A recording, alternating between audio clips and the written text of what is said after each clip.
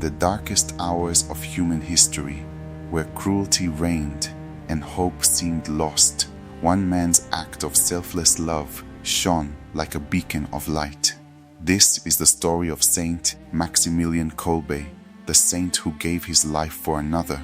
Imagine standing in a place where hope came to die, a place where fathers were torn from their children, where hunger, fear, and death walked hand in hand. And now imagine one man stepping forward, not to save himself, but to die for a stranger.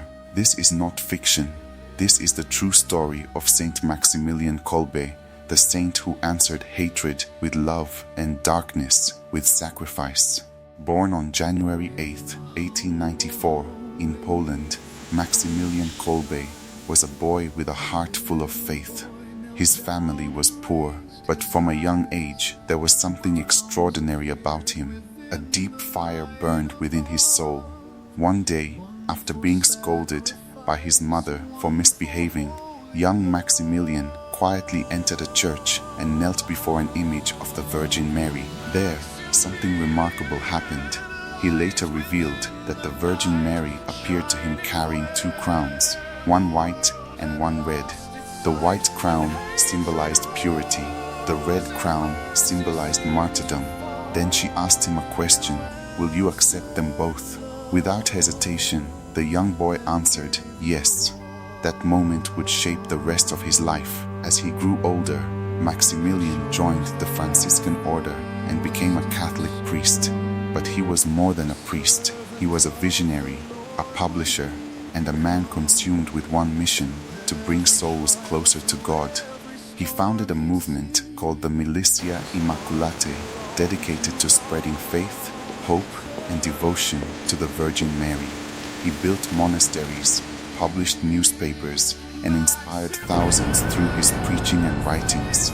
But while Maximilian preached peace, Europe was descending into darkness. World War II erupted across the continent like a storm. Nazi Germany invaded Poland. Fear swallowed the streets. Families were torn apart. The innocent disappeared. The horrors of the Holocaust began to unfold before the eyes of the world.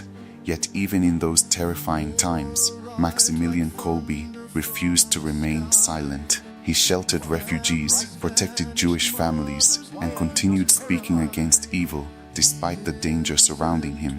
His courage drew the attention of the Nazis. In 1941, the Gestapo arrested Father Maximilian Kolbe and sent him to Auschwitz concentration camp, one of the most horrifying places ever created by man. At Auschwitz, prisoners were beaten, starved, humiliated, and treated worse than animals. Every day was filled with suffering. Every night carried the shadow of death. But even there, Maximilian remained different. While many lost hope, he gave hope away. He shared his food with starving prisoners. He comforted the frightened. He prayed with the dying. In a place designed to destroy the human spirit, Maximilian Kolbe became a source of light.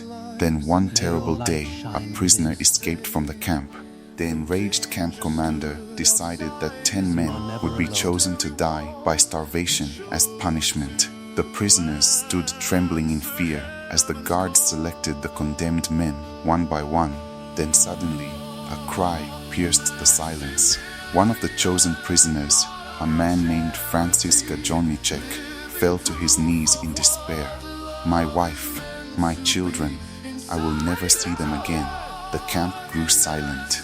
And then, something unbelievable happened. A prisoner stepped out of line.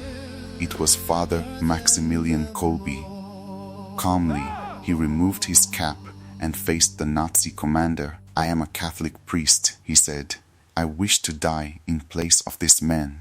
The guards were stunned.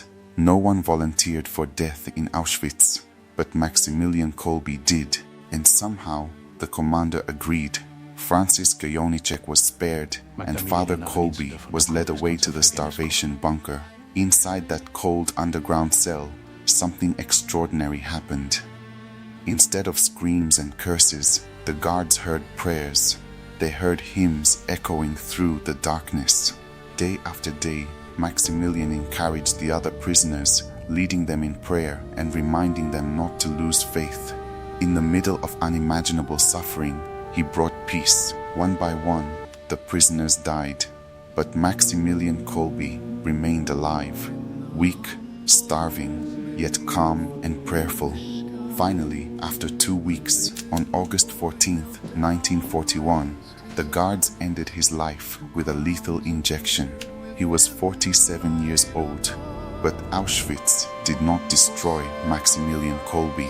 It revealed him. The world would never forget the priest who chose love over fear and sacrifice over self-preservation. In 1982, Pope John Paul II canonized him as a saint and called him the Martyr of Charity. Today, Saint Maximilian Kolbe stands as one of the greatest examples of Christian love in modern history. His story reminds us that even in humanity's darkest moments, the light of faith can still shine brightly. In a world filled with hatred, he proved that love is stronger, that courage is contagious, and that true greatness is not found in power, but in a heart willing to sacrifice for another. Thank you for joining us on Chronicles of Saints. If this story touched your heart, please like, subscribe, and share this video so more people can discover the incredible lives of the saints. And remember, sometimes the greatest heroes are not those who take lives, but those willing to give their own for someone else.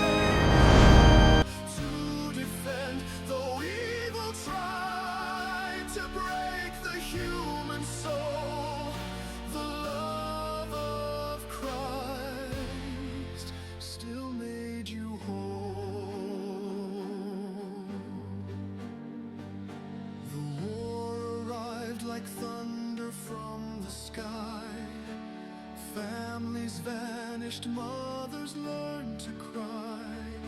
The innocent were hunted down by fear.